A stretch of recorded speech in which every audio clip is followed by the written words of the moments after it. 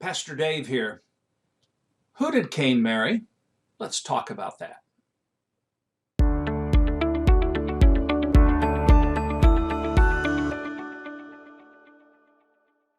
So, who did Cain marry? And on top of that, how could Cain build a city when he was supposed to be a restless wanderer?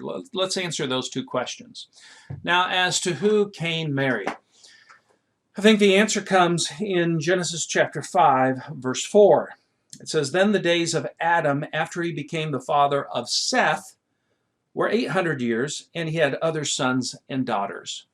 So Adam and Eve didn't just have Cain, Abel, and Seth, but they had any number of sons and daughters. You know, I think of when I was a kid growing up in Texas at our church, we had a family that had 15 biological children. Wonderful family, great family, but if someone could do that in this rugged and sinful world, how about early on in the history of our world, where we didn't have the genetic problems as we do now, where lifespans were a lot longer, because we see that Adam and Eve were never meant to die, but after sin comes in, humanity's longevity dwindles down. And so Adam and Eve, having any number of children, they would have had to have married themselves until humanity came to such a point that that was no longer necessary. And of course, you can imagine that there would be so many years between some of these children that it wasn't like they were raised in the same home. And that it was not another family that God created is evident not only there in Genesis, but also if you jump through to 1 Corinthians chapter 15, and it says, "But now Christ has been raised from the dead, the first fruits of those who are asleep. For since by a man came death," talking about Adam, "for since by a man came death, by a man also came the resurrection of the dead. For as in Adam all die, so also in Christ all will be made alive." So the idea is affirmed by the New Testament that really there is only one origin that we have. We all go back to Adam, or Adam and Eve. So sin coming down from Adam to all humanity, all of us from one family, the first parents. But what about that other part of Genesis? Because that doesn't seem to make sense at all, that in the curse upon Cain for killing his brother, God says that you will be a vagrant and a wanderer on the earth. Now that's Genesis chapter 4, verse 12.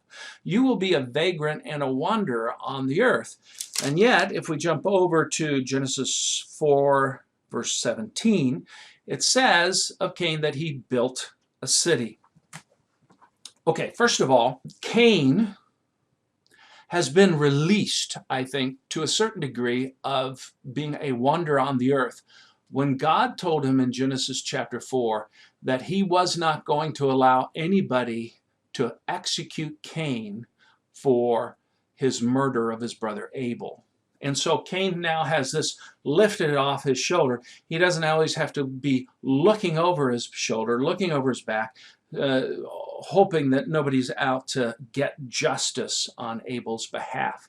So because of that, Cain is going to have the ability to settle down. And so he creates the city, which, by the way, doesn't mean Dallas, Texas. It doesn't even mean Lebanon, Missouri. It just means that there are permanent dwellings there, and probably with some sort of a wall, as opposed to just tents. But keep in mind that Cain is still in the land of Nod, Nod meaning wandering. So the very fact that he's in that land is his wandering at this point, because he is exiled from his own people, from his own parents. And I bet you that Cain also had that wandering of the heart, that restlessness of the heart, because his own wickedness and his own evil that led to the murder of his brother was also creating a barrier with his God. Well, that does it. I hope you all have a wonderful day, and remember that Jesus does indeed love you.